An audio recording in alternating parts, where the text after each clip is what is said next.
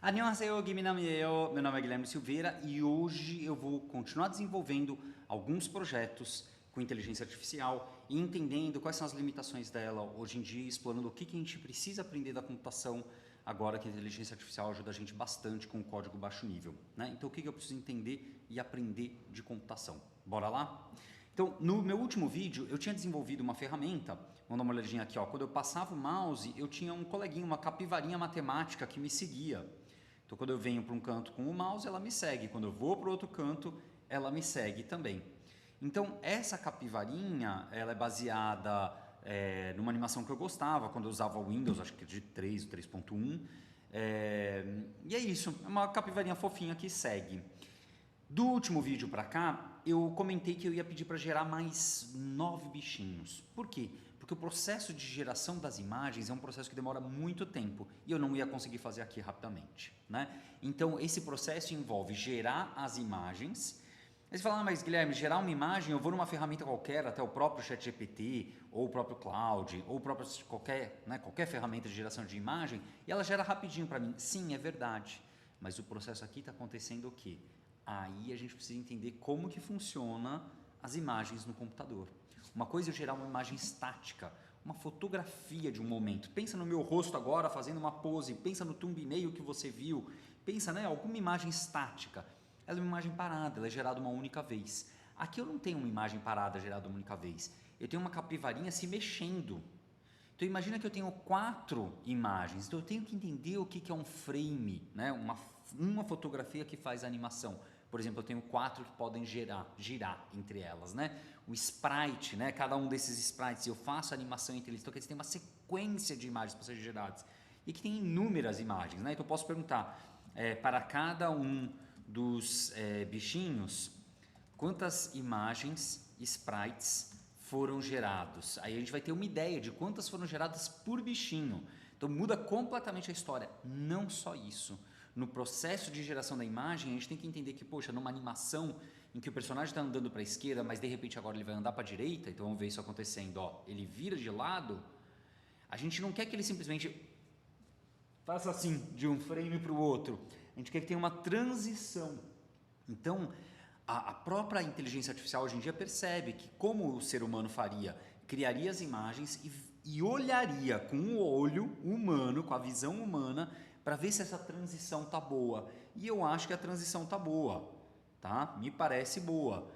Como que a inteligência artificial faz? Ela gera os frames, ela implementa e aí ela olha com a visão computacional, então ela pega a imagem ou pega um trecho da imagem sequencial, um videozinho e olha esse vídeo e analisa, opa, tá olhando, né, o personagem, a animação não ficou boa, o personagem na hora de olhar para o outro lado ele olhou para cima antes de olhar para o outro lado, ele faz essas análises e aí acaba demorando muito mais, porque aí refaz a imagem assim como o ser humano. Então percebe que o processo criativo em que é analítico, né? O processo criativo ele é extremamente analítico, a inteligência artificial tenta puxar essa parte da análise. Claro que muitos desses detalhes somos nós mesmos que vamos implementar. Então bora lá, por isso eu pedi para gerar todos eles. E ele passou a noite gerando, na verdade passou quase que 18 horas, algo do gênero.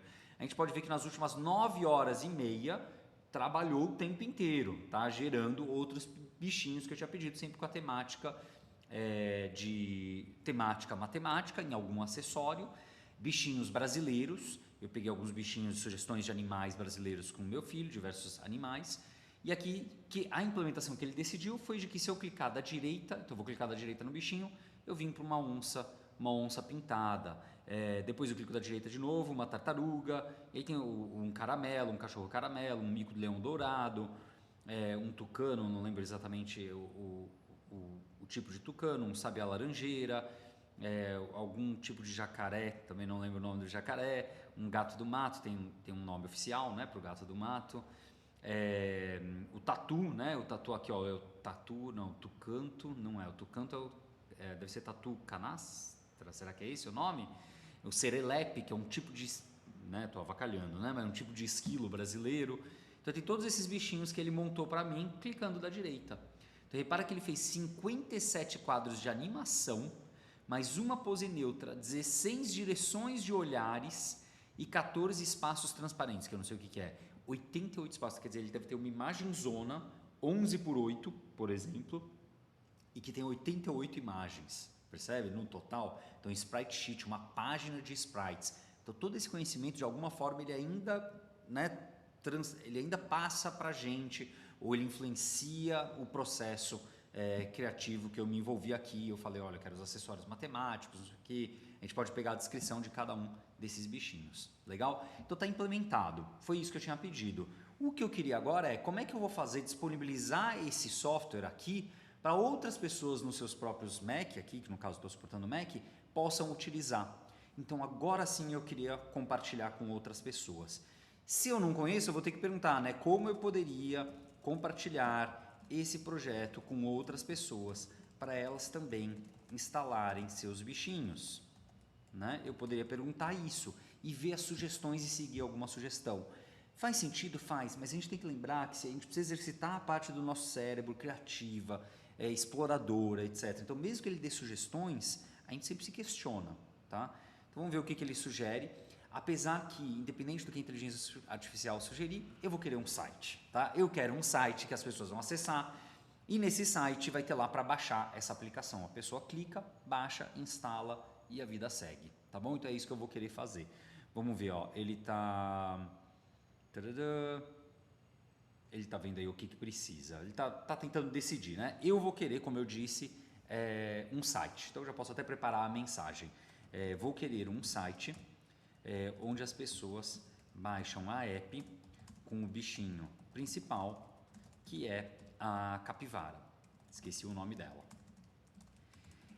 E aí, a pessoa pode clicar em um dos outros bichinhos no site para baixar o novo bichinho.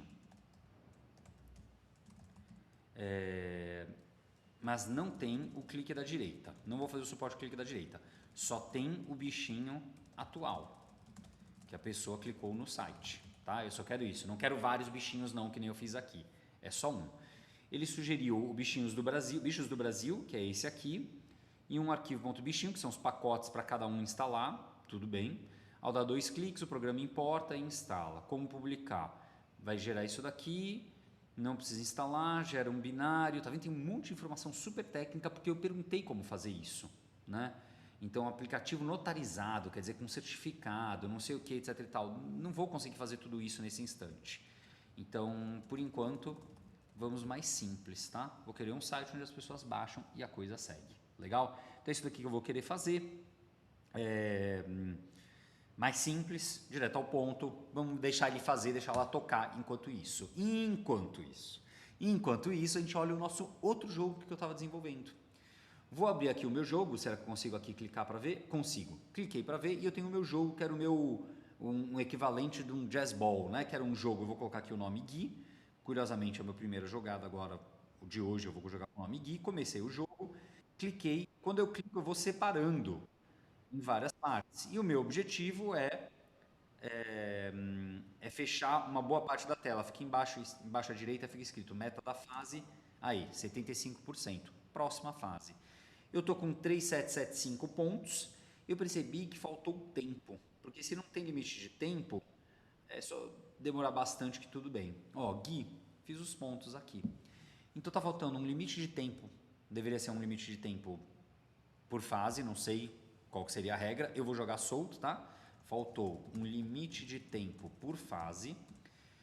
E por que faltou o limite de tempo por fase? Aí vem uma questão de aprender de game design, design de jogos. Então percebe de novo, por mais que eu não tenha que aprender a programar, eu tenho que aprender de design de jogos. Porque a gente tem um incentivo, vou jogar novamente, Gui, um incentivo que é de cortar a tela para ganhar os pontos. Porque daí eu ganho os pontos e chego no final da fase. Mas eu não tenho um incentivo jogando contra a espera. Então eu posso esperar o tempo que eu quiser, eu posso sentar, ficar olhando para o teto e esperar o quanto eu quiser. Então é muito comum nos jogos que você tenha alguma coisa jogando contra a espera. Eles querem que você haja num determinado período de tempo. Então tem jogos em que você pode ficar lá parado esperando o tempo que for e aí agir. É muito comum em jogos de quebra-cabeça, em alguns jogos muito complexos não ter limite de tempo e alguns jogos complexos ter limite de tempo para te acelerar, te pressionar, né? Então vou colocar aqui um limite de tempo e aí tem várias formas de a gente trabalhar esse limite de tempo. Por exemplo, eu comecei com 2 bolas ou 3 bolas, não lembro. E aí eu vou, à medida que ficar mais complexo, com mais bolas, eu devo dar mais tempo ou devo manter o mesmo tempo? Percebe? A pergunta é super importante, porque em uma, a experiência do jogo é cada vez mais difícil por causa do número de bolas e o tempo ser o mesmo, e no outro é um pouco mais difícil porque tem mais bolas, mas mais fácil porque tem mais tempo. Completamente diferente a experiência do jogo. Então a experiência do jogador, da jogadora é influenciada pelo design do jogo, né? As bolas são todas iguais nesse instante, né? Todas são bolas que simplesmente se movem da mesma forma. É muito comum que os oponentes, os inimigos, tenham comportamentos diferentes, etc. Então você vai estudar a área de game design, entender, analisar, além de interface e tudo mais. Então, joia, eu anotei isso do tempo, né? Não disse se é para aumentar ou não, vou tentar deixar tomar a própria decisão. Mas eu queria mostrar uma outra coisa que eu percebi ontem. Quando eu termino o jogo, vou terminar. Para terminar, eu preciso perder. Perdi. Apareceu aqui. Apareceu uma frasezinha. A frase é: ranking salvo neste dispositivo. Então aqui eu, Guilherme, atento à minha tela, percebi algo de muito estranho. E eu já sei o que isso quer dizer. Isso quer dizer que esse valor está salvo neste computador. Isto é, se eu abrir um computador novo, será que eu vou ter esse ranking? Vamos testar? Eu vou abrir uma aba anônima. No meu computador é Command Shift N, eu abro uma aba anônima, entro no mesmo site e vamos ver.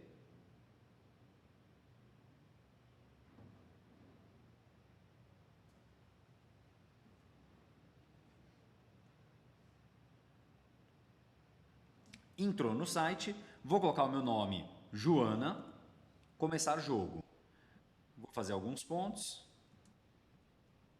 e vou perder. Pronto, só a Joana. Então percebe, como eu entrei numa aba anônima, o computador é como se fosse um novo. Como assim como se fosse um novo? Depende de onde está sendo salvo esses dados. Ele falou dispositivo. Se a gente pensar dispositivo como o computador, esse que eu estou tocando agora, que você não está vendo porque eu estou tocando nele, né? Se eu estou pensando num dispositivo como meu computador, deveria estar aparecendo todo o ranking, não deveria? Então, mesmo essa frase aqui, ela é uma mentira, né? Onde será que ele está salvando? Então, antes de colocar essa mensagem, eu vou perguntar: onde você está salvando o ranking? Onde que está salvando o ranking? É óbvio, né, que eu sei a resposta, que vai ser num lugar local, né, um lugar de armazenamento local, aqui dentro da máquina, mas que não é global à minha máquina, não é para a máquina inteira. Ele é literalmente local. Então vamos descobrir, ele vai responder já já para a gente e a gente vai entender o que aconteceu. Então, percebe que isso é um conhecimento super técnico de como funciona o armazenamento de dados dentro de um computador que acessa um website. Então, quando a gente acessa um site, a gente está acessando um computador remoto. O site está em outro servidor, em outro computador, em outro lugar do mundo. Pode ser na mesma máquina. Mas o site em si, o programa que gera o site, está em outro computador, possivelmente. Podia até ser no meu. Aí eu acesso esse computador. Quantos computadores eu passo para chegar lá? Pode ser um, pode ser infinito. Infinitos não, né? Pode ser um monte de computadores até chegar nesse computador. E esse computador devolve uma resposta. Então, o meu computador eu vou chamar de cliente e o computador que está lá do outro lado do servidor. E eu tenho que entender essa arquitetura, eu tenho que entender as consequências disso. Se eu estou no meu cliente, eu estou armazenando os resultados no meu cliente, quando outra pessoa acessar o meu servidor, não vai ver o mesmo ranking. Né? Não vai ver o mesmo ranking. Por quê? Porque eu estou armazenando no local storage do navegador. É isso que ele está falando. No espaço de armazenamento, storage, local do navegador. E tem uma outra característica importante do local storage do navegador. Quando você abre uma aba anônima, a aba anônima não acessa o local storage da aba normal. Então, eu perdi todos os meus dados. Não perdi, né? Se eu voltar lá e acessar no meu local storage normal, na minha página normal, vai estar tudo lá. E na aba anônima vai ser outro ranking. Por quê? Porque são dois espaços de memória diferentes dentro da minha máquina. Um é o local storage do meu navegador normal e outro local storage da minha aba anônima. Se eu abrir outro navegador, outro local storage. Se eu abrir outro navegador mesmo, né? O Firefox, eu estou usando o Chrome agora. O Edge, né? Então percebe que não era isso que eu queria, né? Eu queria um ranking global a todos os usuários. Onde eu vou armazenar esse ranking global? Tem que ser no meu servidor, porque todo mundo acessa o meu servidor. Então agora eu preciso de armazenamento no meu servidor. O jogo muda. O jogo que eu digo é a forma da gente entender computação e desenvolvimento de software ainda exige que a gente entenda o que é cliente-servidor, o que é armazenamento remoto, o que é armazenamento local, as diversas formas de armazenamento local. Eu citei aí uma, né? Tem diversas formas de armazenamento remoto dos dados. Então, primeiro, vou falar do faltou o limite de tempo por fase, vou deixar ele atualizar isso daqui para a gente e já vou falar também, faltou também que o ranking fosse armazenado o mesmo para todos os computadores que acessam. Como poderíamos fazer isso com nossa solução atual? Tudo bem? Fiz um corte mágico de tempo para que as tarefas terminassem e depois aqui de algum tempo em cada uma delas, eu tenho um resultado. Eu já imaginava que ele ia responder para mim um caminho, que era um caminho de armazenar os dados remotamente, mas foi mais, né? Não só respondeu, como fez. O ranking fica agora no banco, no armazenamento de dados. A gente tem que conhecer bancos de dados. A gente tem que saber o que é um banco de dados local, remoto, distribuído, etc. Porque a gente tem que entender quais são as consequências disso. A consequência estava horrível antes. Agora a consequência é num banco global, Cloudflare D1 dos sites. Então, quer dizer, o ChatGPT Sites tem um banco de dados compatível com o Cloudflare D1 que fica no próprio site do ChatGPT. Ele está usando esse. É pago ou não é? Não sei, não está falando nada. Estou pagando ou não estou pagando por isso? Não sei, não está falando nada. Qual é o limite? Não sei, não está falando nada. Todas as questões que a gente tem que entender. Entendeu? Então, todas essas questões hoje, a inteligência artificial ainda faz com que a gente tenha que entender. Então, a arquitetura do nosso sistema, onde ficam os dados, onde executa o código, por quê, qual é a vantagem, qual é a desvantagem, tudo isso, claramente a gente ainda precisa entender para a gente guiar exatamente para aquilo que a gente queria. Tá? Esse parece ser o papel principal nosso hoje, na parte de back-end. Né? Todos os computadores usam a mesma API e enxergam o mesmo top 10. Joia, era isso que a gente queria. O local storage ficou apenas como contingência offline. Isso é, se você está offline, ele mostra, pelo menos para você ver algum valor. Pareceu ok. Eu não estaria preocupado com isso, mas tudo bem. E o tempo da fase? Ele começou com 2 minutos e para cada fase ele vai caindo 5 segundos, vai ficando mais difícil. Colocou um limite de 1 minuto, parece razoável. Tempo restante gera bônus, parece razoável, quer fazer com que você faça rápido, né? E tempo esgotado, encerra a partida e abre o ranking. Então é isso aí, é isso mesmo que a gente queria. Se eu abrir o jogo, né? Vou abrir aqui o jogo numa janela nova, tá carregando a primeira vez, vou dar o nome Guilherme, não sei se vai estar com um ranking do 0, vamos descobrir. Opa. Aí, terminei uma fase, o tempo está contando, começou em 55, eu vi ali em cima. Vou tentar fazer aqui, tentar ganhar esse. E agora eu vou perder. Pronto. Guilherme em primeiro lugar. Vou abrir esse site em uma janela anônima nova. Vou colocar agora Joana. E a Joana também joga um pouquinho. Foi. Opa, deu certo, hein? Arrisquei. Dá para apertar 2? Dá, né? Ao mesmo tempo. Ih, perdi um pontinho ali. Deu. Próxima fase, vamos perder agora. Tô tentando perder. Aí, Joana em primeiro lugar, Guilherme em segundo. Ranking global, todos os jogadores, ficou escrito lá embaixo. Super tosco, não faz sentido nenhum essa frase. Parece, não diz que resolveu, parece ter resolvido o nosso problema. E resolveu, o ranking é global mesmo. Mas existem outros problemas que podem aparecer que a gente discute em outras situações. Legal? Mas ficou mais claro, arquitetura de sistemas a gente tem que conhecer. Onde as coisas rodam, por que elas rodam, onde elas são armazenadas, o que é um computador, o que é um cliente, o que é um servidor, como a gente distribui aplicações. Tudo isso parece ser muito importante da gente conhecer ainda. Vamos ver a situação dos nossos bichinhos? Vamos ver lá como é que ficou então. O bichinho já tem um site, ele falou que já tem aqui o site pra gente. Bichos do Brasil, abrir galeria, abrir. Vou me logar com o meu usuário aqui do ChatGPT, por enquanto ele está fechado. Daqui a pouco eu abro para todo mundo. Eu acho que no próximo vídeo eu já consigo abrir, que eu vou querer fazer mais uma coisa legal nesse daqui. Acho que a gente tem mais uma missão ainda nesses 2 projetos. No outro projeto tem uma missão de segurança. Gostaria que você tentasse descobrir qual que é o problema de segurança que ficou para trás. E tudo isso que a gente está falando são as coisas importantes para a gente aprender. E aqui a gente pode baixar o aplicativo, né? Vou clicar aqui, ó, baixou o aplicativo, vou abrir ele e vou... não deixou abrir porque ele não sabe se o item pode comprometer, porque não é um item autenticado. Então eu vou lá na minha segurança, acho que é no segurança aqui em algum lugar, privacidade e segurança, e eu libero para ele instalar. Porque eu não assinei com um certificado digital, etc e tal. Então ele abriu, ó, instalou, tá aqui a nossa capivara. Vamos tentar trocar para outro bichinho, ó. Vou tentar trocar para o tucanto, maracajá. Eu vou trocar para o canastron, que é o tatu canastra. Escolher canastron. O design tá bem feinho, né? Eu queria clicar nele, não consegui clicar nele. E ele parece meio pixelado aqui, ó, se você olhar. Ele baixou, vou tentar abrir.